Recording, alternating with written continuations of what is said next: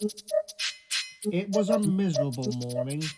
Rain hammered down on the sheds, turning the yard into a patchwork of mud and puddles.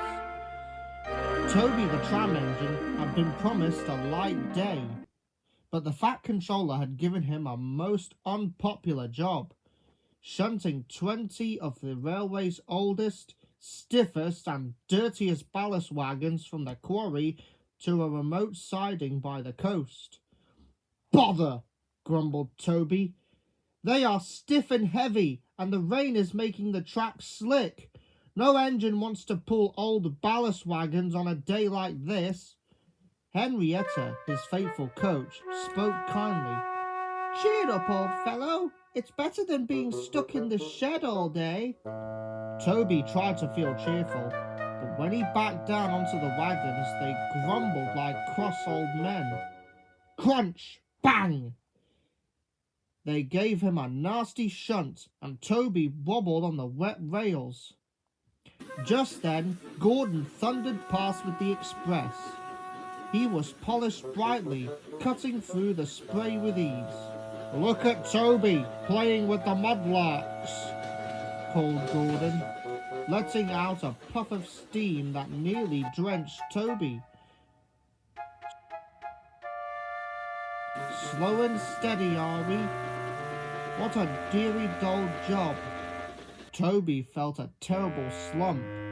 Gordon was right. This was a dull, dirty job, and he would have to creep alongside the coastline because the old ballast wagons couldn't go fast. "Never mind him," Henrietta said firmly. "We must be useful." Toby started his journey. The rain was relentless. He had to go so slowly, clank, chuff, clank, chuff, that the journey seemed to take forever. As they crawled alongside the high stone seawall, Toby was concentrating fiercely on the slippery rails. Then, because he was moving so slowly, he heard something odd. Drip, drip, drip. It was a rhythmic sound, much louder than the rain ought to be. As he chuffed past a section of the wall where the stone looked darker, Toby's driver leaned out. "Stop, Toby, stop!" cried the driver. Toby braked gently. The driver pointed. Low down, near the base of the wall, a small jet of muddy water was spurting out with a drip, drip, drip sound. The sea wall, which protected the tracks from the high tides, had a hole. If a heavy, fast engine like Gordon had raced by, the vibration would have quickly turned the small hole into a large break, undermining the track and causing a serious accident. But because Toby was moving so slowly, he had heard the warning sign. The signalman was called, and soon the Fat Controller arrived in his car, wearing a waterproof coat. He looked grave. "Toby, my dear engine," he said, "you have saved the railway from a dreadful slip.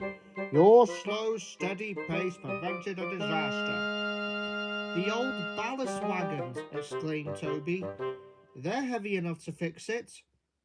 Workmen quickly unloaded the heavy stone from Toby's mudlarks and used it to reinforce the wall. The dull, heavy cargo and the slow, miserable journey had suddenly become the most important thing on the railway. When Gordon heard the news, he felt very silly. He was always in such a hurry, he would never have heard the subtle drip of the leaking wall. Toby chuffed happily back to the sheds.